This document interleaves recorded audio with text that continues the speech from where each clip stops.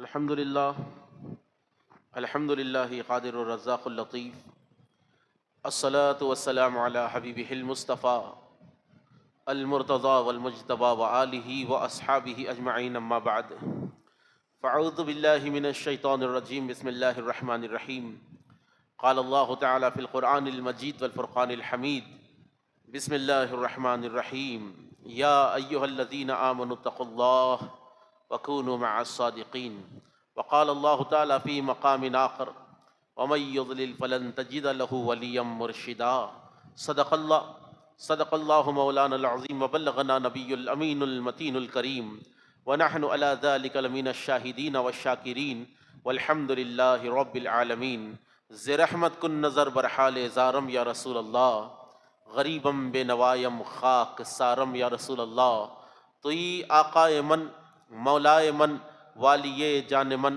توئی دانی کے جستو کسندارم یا رسول اللہ دم آخر نمائی جلوے دیدار جامی راہ ذلطف تو ہمیں امیدوارم یا رسول اللہ ذلطف تو ہمیں امیدوارم یا رسول اللہ جناب غوث صاحب کوئی آقا ہو نہیں سکتا یہ وہ آقا ہے جس کا مثل پیدا ہو نہیں سکتا قسم اللہ کی لاکھوں سہاروں کا سہارا ہے غلام غوث اعظم بے سہارا ہو نہیں سکتا یہ سچ ہے کہ بندگی کا ہم سے دعویٰ ہو نہیں سکتا مگر یا غوث آپ کا منگتا اب کسی کا ہو نہیں سکتا اور تمہارے ہاتھ میں ہے فیصلہ میرے مقدر کا تم جو چاہو تو میرے واسطے کیا ہو نہیں سکتا تم جو چاہو تو میرے واسطے کیا ہو نہیں سکتا اور مزے کی چیز ہے کامل محبت غوث اعظم کی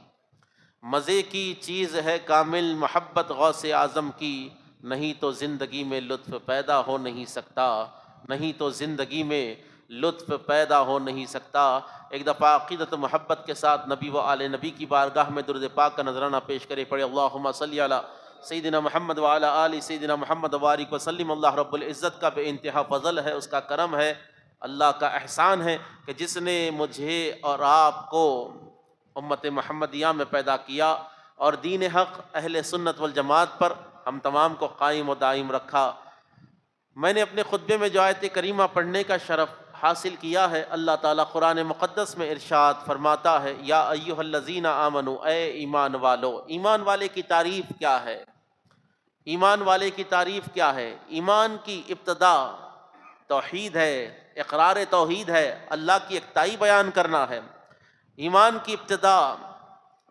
ابتدا اللہ تعالیٰ کو ذات و صفات میں یکتا ماننا ہے ایمان کی ابتدا اللہ کی ذات پر کامل توکل اس کی ذات پر کامل بھروسہ رکھنا ہے ایمان کی ابتدا اللہ تعالیٰ کو ویسا ماننا ہے جیسا اس کو ماننے کا حق ہے اللہ تعالیٰ کو ہر جگہ موجود ماننا ہے ہر جگہ حاضر ماننا ہے اور اللہ تعالیٰ کو معبود برحق ماننا ہے یہ ایمان تصدیق باللسان ہوتا ہے جی اقرار باللسان ہوتا ہے تصدیق بالقلب ہوتا ہے ایمان صرف وہ نہیں ہے کہ آپ نے کلمہ پڑھا ہے لا الہ الا اللہ محمد الرسول اللہ پھر اس کے بعد میں آپ کا سروکار شریعت محمدی کی کہ کوئی عمل سے نہیں ہے یہ ایمان نہیں ہے یہ اسلام نہیں ہے ایمان کیا ہے بخاری شریف کی حدیث پاک ہے اللہ کے نبی علیہ الصلوۃ والسلام نے ارشاد فرمایا حضور سے سوال کیا گیا یا رسول اللہ اسلام کیا ہے ایمان کیا ہے اللہ کے حبیب علیہ السلام نے ارشاد فرمایا اقرار باللسان تصدیق بالقلب اظہار بالاعمال یہ تین چیزیں شرائط ایمان میں سے ہے یعنی آپ نے جو کلمہ پڑھا ہے وہ دل سے تصدیق کرے اور آپ کے اعمال میں وہ کلمے کی جھلک نظر آئے کلمے کی جھلک سے مراد آپ نے جس رب کو مانا ہے آپ نے جس رب کا کلمہ پڑھا ہے اور آپ نے جس نبی کا کلمہ پڑھا ہے اللہ کے احکام رسول اللہ کی سنتیں آپ کے ذریعے یعنی آپ کے وجود میں ظاہر ہونی چاہیے، ظاہر ہونی چاہیے۔ اب مسئلہ یہاں پر یہ پیدا ہوتا ہے کہ بھائی دیکھیے، اب اکثر لوگوں کا آپ یہ دیکھیں، آپ آج کیا ہو گیا ہے، ہماری زندگی پر ہی اب خود نظر ڈال لیں۔ 5 وقت دن میں نماز ہو رہی ہے، 5 وقت دن میں اذانیں ہو رہی ہے، لیکن ہمیں اللہ یاد آ رہا ہے تو جمعہ کے دن یاد آ رہا ہے، جمعہ کے 2 رکعت۔ اور ایسے بھی لوگ رہتے ہیں جو جمعہ کی 1 رکعت بھی پڑھتے ہیں۔ کیسے؟ وہ وضو کرے کرے تک ان کی 1 رکعت چھوٹ جاتی ہے۔ اور تھوڑے شریف النفس لوگاں تو ایسے بھی ہوتے، سلام پھیرنے سے پہلے آ کے مسجد میں بیٹھ جاتے ہیں۔ بتائیے آپ، کیا یہ جمعہ کے احکام ہے؟ نہیں۔ اللہ کے نبی علیہ الصلاۃ والسلام نے ارشاد فرمایا کہ جمعہ کے دن جو شخص غسل کرتا ہے، اللہ تعالیٰ پانی کے قطروں کے ساتھ ساتھ اس کے گناہوں کو بہا دیتا ہے۔ اور عطر لگا کر، یعنی بہترین کپڑے پہن کر، عطر لگا کر، سرما لگا کر، یعنی سنت رسول پر وہ جو اپنے گھر سے باہر نکلتا ہے، مسجد تک جاتا ہے، اللہ کے حبیب صلی اللہ علیہ وآلہ وسلم ارشاد فرماتے ہیں ہر قدم کے بدلے میں اس کو 20 سال نفل عبادت کا ثواب عطا فرمایا جاتا ہے۔ اتنا بڑا ثواب جمعہ کا ہے، لیکن ہماری مسجدوں کا یہ حال ہے، کوئی جو ہے چھوٹی سی ٹی شرٹ پر بیٹھا ہوا ہے، کسی کی ٹی شرٹ کے اوپر تصویریں لگی ہوئی ہے، کسی کی ٹی شرٹ کے اوپر کارٹونز بنے ہوئے ہیں، کوئی سجدے میں جب جا رہا ہے تو اس کا صدر کھل رہا ہے۔ آپ بتائیے، آپ کیا یہ جمعے کے احکام ہے؟ یہ جمعے کے احکام نہیں ہے۔ جمعہ کیا ہے؟ عید المومنین ہے، ایسے مناؤ جیسے عید منائی جاتی ہے۔ جمعہ کا انتظار کرو۔ صحابہ کرام کا حال کیا تھا؟ وہ فجر کے بعد ہی جمعہ کی تیاری کر دیتے تھے، نماز فجر کے بعد ہی وہ جمعہ کی تیاری کر دیتے تھے۔ تو جمعہ کے دن کی اہمیت کو سمجھے، اور حدیث پاک میں آتا ہے کہ جمعہ کے دن ایسی ساعتیں ہوتی ہے، ایسے لمحے ہوتے ہیں جس میں اللہ تعالیٰ بندے کی ہر دعا کو قبول فرماتا ہے۔ اور جمعہ کے دن ایسے بھی ساعات گزرتے ہیں جس میں اللہ تعالیٰ ہر لمحے میں 70,000 گناہگاروں کی بخشش فرماتا ہے۔ تو جمعے کے آداب ملحوظ رکھے، احترام ملحوظ رکھے، مسجد کا احترام ملحوظ رکھے، خطبے میں بیٹھے تو ویسے بیٹھے جیسے بیٹھنے کا حق ہے۔ چلیے حاصل کلام کی طرف میں اپنی گفتگو کو لے جا رہا ہوں۔ اقرار باللسان، تصدیق بالقلب۔ تصدیق بالقلب یعنی دل سے ماننا کہ اللہ ایک ہے، دل سے ماننا اللہ ایک ہے۔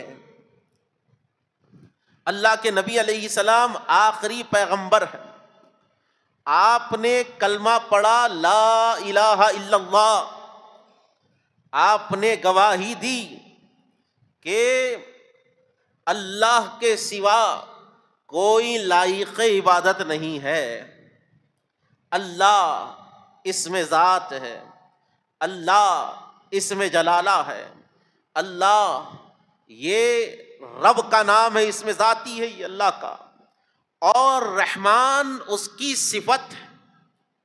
جو سمجھ رہے ہیں سبحان اللہ کہہ دیجیے۔ اللہ اسم ذاتی ہے، رحمان، رحیم، کریم، قدوس، وہاب، رزاق، غفار، ستار، یہ جتنے ہیں جو آپ پڑھتے ہیں سنتے ہیں یہ اس کی صفتیں ہیں۔ آپ نے کہا کہ اللہ کے سوا کوئی معبود نہیں ہے، اللہ کے سوا کوئی عبادت کے لائق نہیں ہے۔ جس طرح آپ نے اس کی ذات کا اقرار کیا، اسی طرح اس کی صفات کا بھی اقرار کرنا ہوگا۔ اللہ کے سوا رازق کوئی نہیں ہے، رزق دینے والا کوئی نہیں ہے، اللہ کے سوا جبار کوئی نہیں ہے، اللہ کے سوا ستار کوئی نہیں، رحمان کوئی نہیں ہے۔ تب جا کر یہ کلمے کے اثرات، کلمے کا اثر آپ کے قلب پر جاری ہوگا۔ اور فرمایا کہ اظہار بالاعمال، اپنے اعمال میں یہ چیز ظاہر ہونی چاہیے کہ آپ مسلمان ہیں، آپ مسلمان ہیں۔ کیسے ظاہر ہو وہ؟ آپ جس نبی کا کلمہ پڑھ رہے ہیں، آپ پر لازم ہے، واجب ہے، آپ اس کتاب پر عمل کرے جو کتاب ہمارے نبی علیہ السلام پر اللہ تعالیٰ نے نازل فرمائی ہے، ورنہ آپ حکم خدا بندی کو پیٹھ دکھا رہے ہیں۔ اللہ تعالیٰ نے جو احکام مسلمانوں پر لازم کیے ہیں، دیکھیے دنیا فانی ہے، دنیا ختم ہونے والی ہے۔ اللہ کے نبی علیہ الصلوۃ والسلام مسجد نبوی سے نکلے، بہت دیر ہو گئی، صحابہ بے قرار ہو گئے کہ سرکار علیہ السلام نظر نہیں آتے۔ حضرت ابو ہریرہ رضی اللہ تعالی عنہ سرکار دو عالم علیہ الصلوۃ والسلام کی تلاش میں نکلے، اور خدا کی عزت کی قسم ہے، میرے اور آپ کے نبی کو جب کوئی ڈھونڈنا چاہتا تو کسی سے نہیں پوچھتا کہ رسول اللہ کہاں پر ہے، وہ سرکار کی مسجد کے باہر کھڑا ہو جاتا، جہاں پر خوشبو آتی، خوشبو کو کنٹینیو کرتا ہوا، خوشبو کو سونگھتا ہوا پہنچ جاتا سرکار تک۔ کیونکہ سرکار کے معجزات میں سے یہ بھی ایک معجزہ ہے کہ میرے سرکار جس گلی سے گزرتے تھے، کئی دیر تک، کئی دنوں تک وہ گلیوں میں خوشبو ہوا کرتی تھی۔ یہ سرکار دو عالم علیہ السلام کو اللہ نے اعزاز عطا فرمایا تھا، یہ معجزہ عطا فرمایا تھا۔ حضرت ابو ہریرہ رضی اللہ تعالی عنہ سرکار دو عالم علیہ الصلوۃ والسلام کو ڈھونڈتے ڈھونڈتے پہنچے تو دیکھا کہ اللہ کے نبی علیہ الصلوۃ والسلام ایک مقام پر کھڑے ہوئے ہیں، سرکار کو پایا وہاں پر، آقا پاک علیہ الصلوۃ والسلام کو۔ حضرت ابو ہریرہ جب پیچھے سے آئے، اللہ کے نبی علیہ الصلوۃ والسلام، اور یاد رکھے کہ ہمارے نبی غیب داں ہیں، جس طرح آگے دیکھتے ہیں اسی طرح پیچھے دیکھتے ہیں، جس طرح آگے دیکھتے اس طرح بھی۔ حدیث پاک میں آتا ہے کہ اللہ کے نبی علیہ السلام نے ارشاد فرمایا کہ اپنی نمازوں کو، اپنی رکعتوں کو، اپنے رکوع کو، اپنے قیام کو خشوع و خضوع سے ادا کرو، کیونکہ میں جس طرح آگے دیکھتا ہوں اسی طرح تمہیں پیچھے بھی دیکھ رہا ہوں، اسی طرح پیچھے۔ بلکہ اللہ کے نبی نے کہا کہ خشوع و خضوع سے، خشوع و خضوع کا تعلق دل سے ہے، کہا نمازوں میں یہ وہ خیالات مت لاؤ، کیونکہ تمہارا نبی پیچھے سے صرف تم کو ہی نہیں دیکھ رہا ہے، تمہارے دل کے ارادوں کو بھی دیکھ رہا ہے۔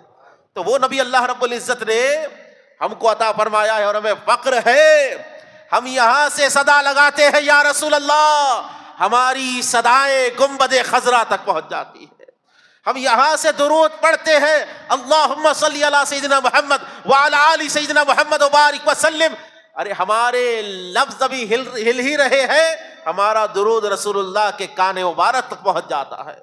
حضور ارشاد فرماتے ہیں جب کوئی مجھ پر درود پڑھتا ہے تو میں اس کے درود کو اپنے کانوں سے سنا کرتا ہوں، اپنے کانوں سے سنا کرتا ہوں۔ عرض کرنے کا مقصد یہ ہے، کہا کہ ابو ہریرہ کیا ماجرا ہے، کیا بات ہے؟ کہا یا رسول اللہ ہم نے آپ کو نہیں پایا، دل بے قرار تھا، آپ کی تلاش میں نکل گیا۔ حضور نے کہا کہ ابو ہریرہ میرے ساتھ چل، میرے ساتھ چل۔ سرکار آگے آگے جا رہے ہیں، حضرت ابو ہریرہ پیچھے پیچھے جا رہے ہیں۔ سرکار آگے ہے، ابو ہریرہ پیچھے ہے۔ اتنے میں وہ عرب کا جو ہے مدینے کا وہ مقام آ گیا جہاں پر کچرا وغیرہ کوڑا ڈالا جاتا تھا۔ سرکار علیہ الصلوۃ والسلام وہاں سے گزرے، کھڑے ہوئے، ایک کتا مر کر پڑا ہوا تھا جو سڑ رہا تھا۔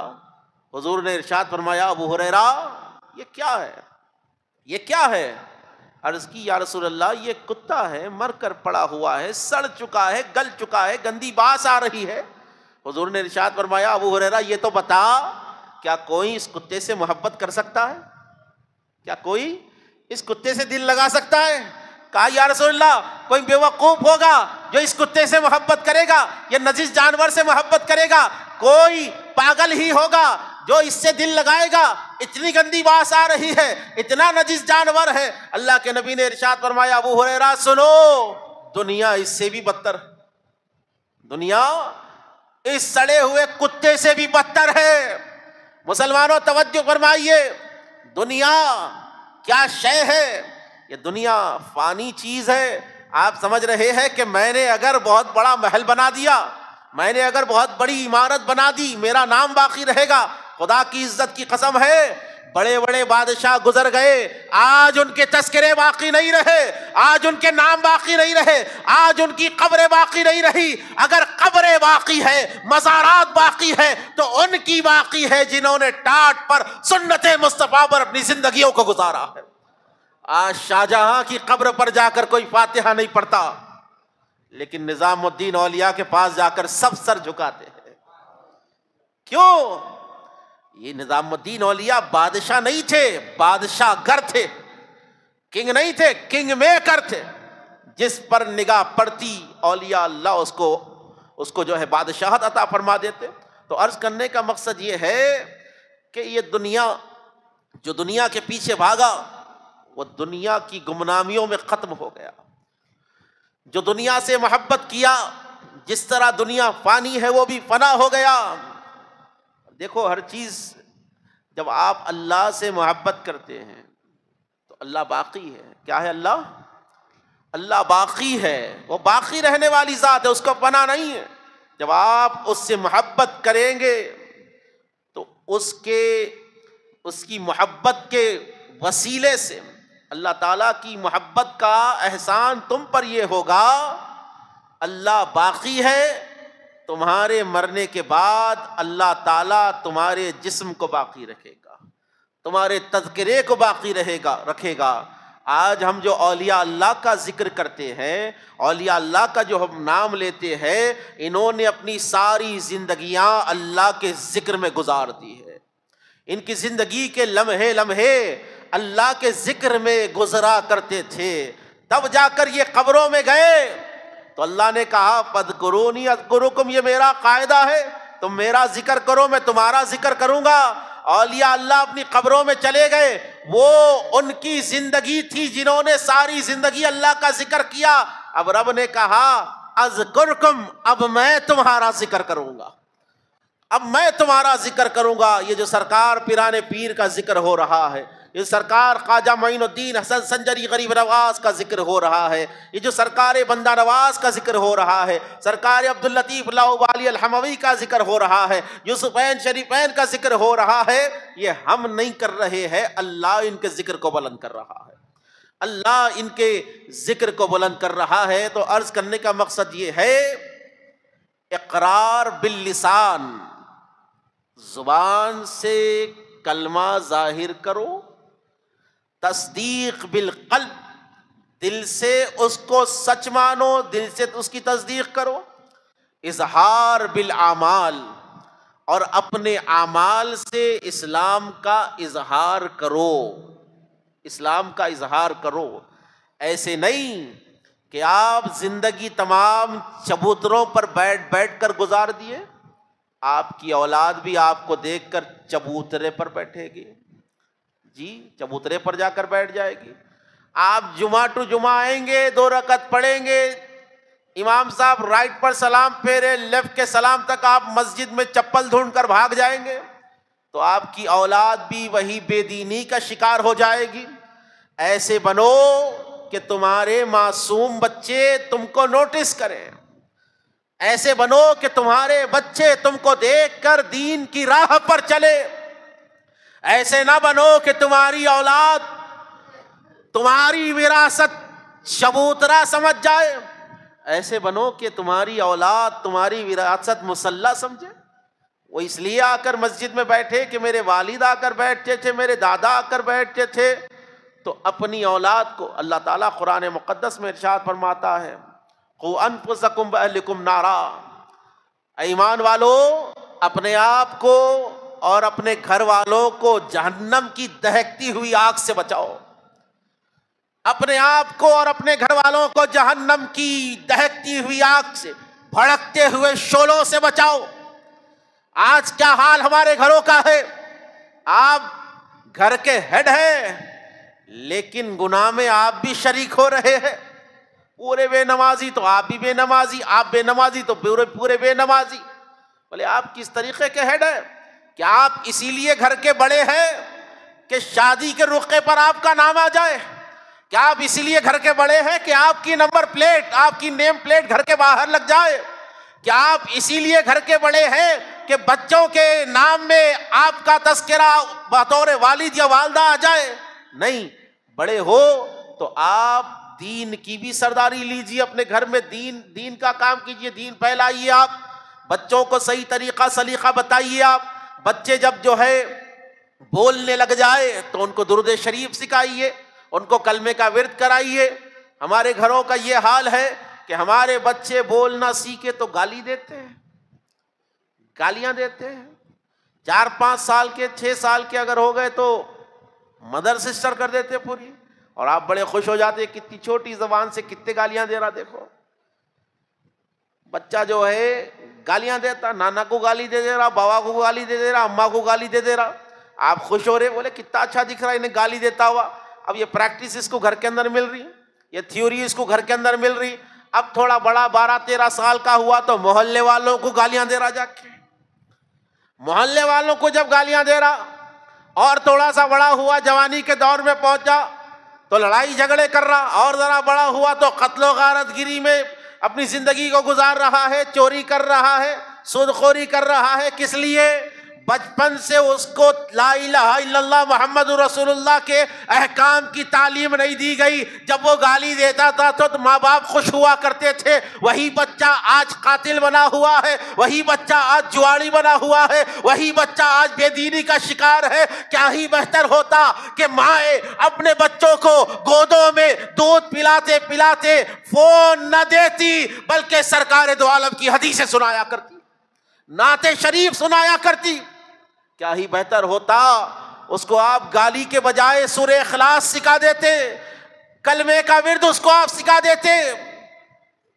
اب جب بچے بگڑ گئے تو لوگ دیکھ کے یہی بولیں گے کہ بھائی اس کی تربیت میں فالٹ ہے، اس کی تربیت اچھی نہیں ہے۔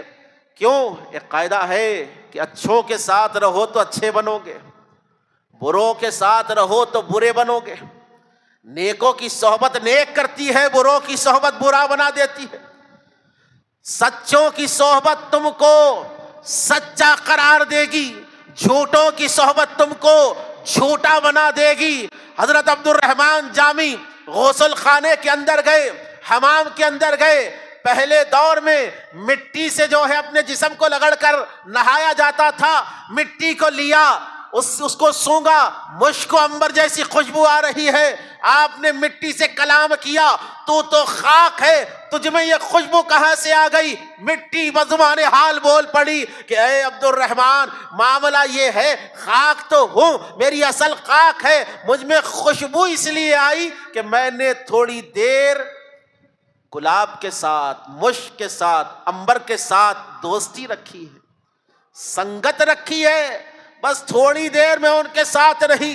بولتے نا گوشت والے کے پاس بیٹھو تو گوشت کی بو آئے گی، عطر والے کے پاس بیٹھو تو عطر کی بو آئے گی۔ اللہ کے نبی نے کہا کہ اگر لوہار سے دوستی کرو گے تو تمہارے کپڑے خراب ہو جائیں گے، یا کپڑے جل جائیں گے، یا باس آ جائے گی۔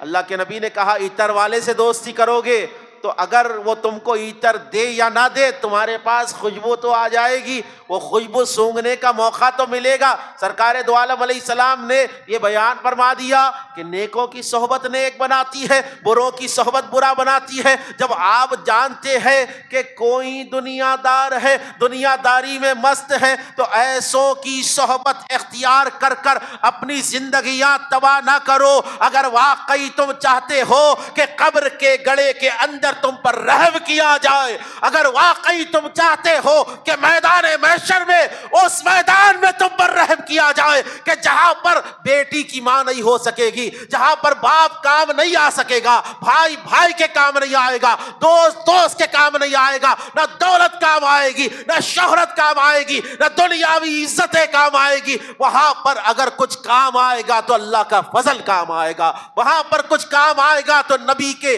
سنتوں پر چلنے والا جو طریقہ تھا دنیا میں وہی کام آنے والا ہے۔ اگر چاہتے ہو کہ محشر میں تم پر اللہ کرم کرے تو اچھوں کی صحبت اختیار کرو، اچھوں کی صحبت اختیار کرو، بروں کی صحبت سے بچو۔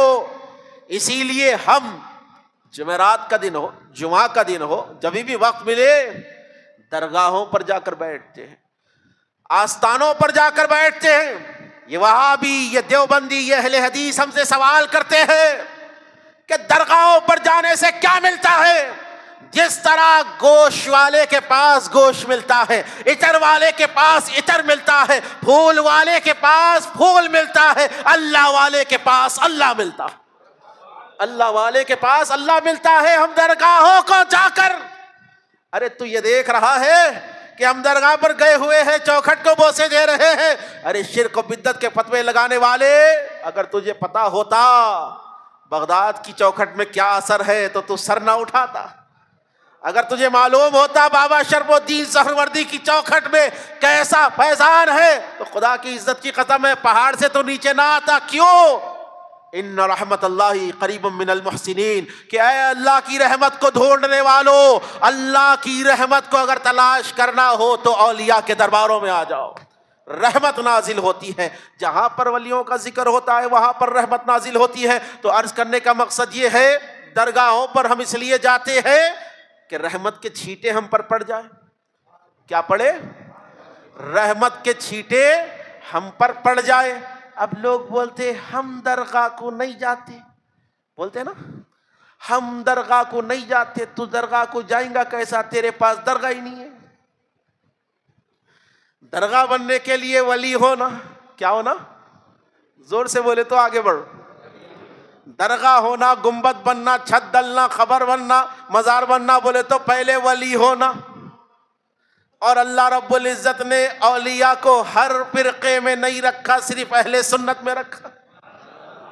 یہ بھی ہمارا مقدر ہے، بولے ولی صرف یہی ہے جی، وہابی آئیڈیالوجی، دیوبندی آئیڈیالوجی، اہل حدیث بڑے بڑے علامہ ہیں، مفتی ہیں، علامۃ الدہر ہیں، بڑی بڑی حدیثیں بولنے والے ہیں، بڑی بڑی تفسیریں کرنے والے ہیں۔ ارے علامہ بھی ہے، مولانا بھی ہے، علامۃ الدہر بھی ہے، بہت بہت بڑے بڑے لوگ ہیں، لیکن آپ نے کسی اور فرقے میں ولی اللہ نہیں دیکھا ہوگا۔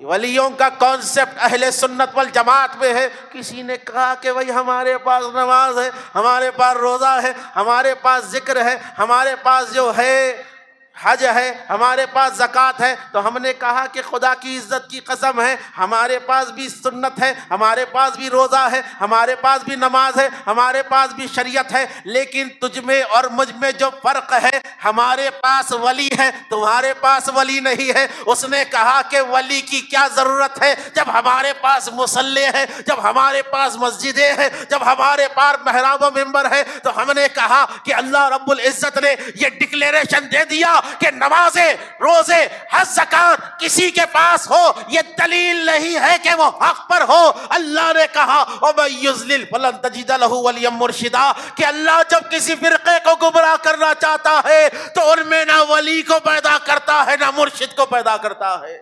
ولی بھی یہاں ہے، مرشد بھی یہاں ہے۔ ولی بھی یہاں، ولیوں کا کانسیپٹ ہمارے پاس ہے، مرشد بھی بولیے ہمارے پاس ہے۔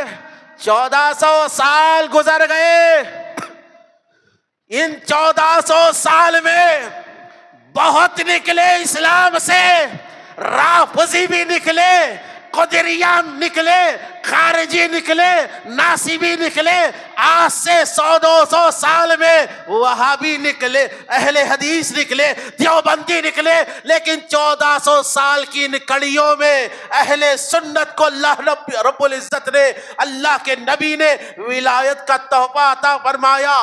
دین اسلام کا سب سے پہلا جو ولی ہے، اس ولی کا نام مولا علی شیر خدا، اس ولی کا نام مولا علی شیر خدا ہے۔ آج لوگ کہتے ہیں یہ پیری مریدی جائز نہیں، آج لوگ کہتے ہیں یہ سنیاں جو ہے اپنے ذہن سے پیر بنا لیے، مرشد بنا لیے۔ امت کو سب سے پہلا پیر میرے نبی نے علی کی شکل میں دیا ہے۔ مولا علی شیر خدا سے سلسلے چلے، قادری ہوئے، نقشبندی ہوئے، چشتی ہوئے، سہروردی ہوئے۔ آج ساری دنیا میں جو اولیاء اللہ کا کام تمہیں نظر آ رہا ہے، یہ کسی اور نے نہیں کیا ہے، علی والوں نے کیا ہے، مولا کائنات کے غلاموں نے کیا۔ ہر درگاہ پہ جائیے، درگاہ پہ شجرہ لگا ہوا رہتا، بعد حاصل کلام، ہر درگاہ پہ جائیے شجرہ خلافت رہتا۔ کوئی قادری سلسلے کا ہے، کوئی چشتی ہے، کوئی نقشبندی، کوئی سہروردی، کوئی رفاعی، کوئی قلندری، یہ سب کیا ہے؟ یہ سب فیض محمدی کے راستے ہیں، فیض محمدی کے راستے ہیں۔ تو کانسیپٹ آف ولایت یہ اہل سنت کے پاس ہے، پیری مریدی کا کانسیپٹ یہ اہل سنت کے پاس ہے۔ لیکن بڑے افسوس سے کہنا پڑ رہا ہے، پیر بھی ہمارے پاس، مرشد بھی ہمارے پاس، ولایت بھی ہمارے پاس، لیکن آج ہم اولیاء اللہ کا نام لے کر، نام لینے والے کیوں جمعہ کو جمعہ نظر آ رہے ہیں؟ ارے جب تم اولیاء اللہ سے محبت کرتے ہو تو اولیاء اللہ کے کامل طریقے پر رہو۔ اولیاء اللہ کی یہ تم کیسی محبت کر رہے ہو کہ جمعہ تو جمعہ، جمعہ کو آ رہے پھر جمعہ کو آ رہے، یہ کیسی اولیاء اللہ کی محبت ہے کہ تمہارے ہاتھوں میں تسبیحاں نظر نہیں آ رہی، صرف تمہارے ہاتھوں میں دنیاوی دولت نہیں۔ اگر تم اولیاء اللہ سے سچی محبت کرتے ہو تو 5 وقتہ نمازی بن جاؤ انشاءاللہ۔ کہیں انشاءاللہ، ذرا زور سے کہیں انشاءاللہ تعالی۔ ہم غوث العظم کے دیوانے قادری بھی ہیں، اور ہم غوث العظم کے غلام نمازی بھی ہو جائیں گے انشاءاللہ تعالی۔ اللہ کی بارگاہ میں دعا ہے کہ پروردگار عالم مجھے بولنے سے زیادہ